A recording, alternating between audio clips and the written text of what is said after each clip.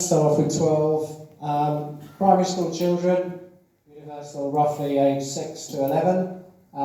Can we use cutting edge science research papers in Nature and Science and other lesser or more journals, depending on your opinion, in a primary school classroom? Well, I thought let's give myself a challenge.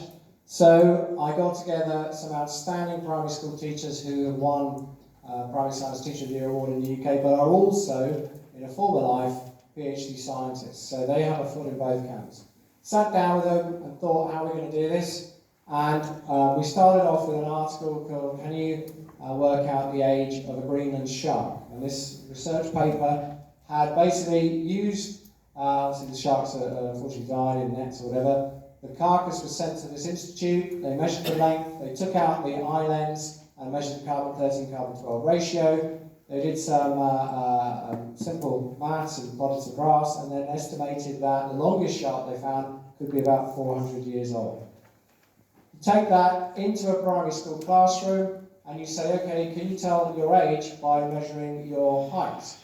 And so they plot a graph and they say, okay, how old is your teacher? And they say, 15. Magic happens. Okay, that's the first one. Right, second one, a science, so come and see the poster, we'll tell you a little bit more about that. Science is just like me. If you go into a primary school classroom in the UK and you ask children to draw a scientist, all the boys draw a man, half the girls draw a man.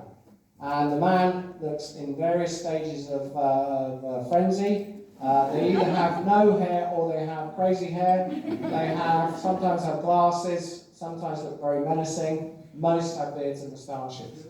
And none of them, to our understanding, interpretation of the drawing, have any colour. So they are white, literally white.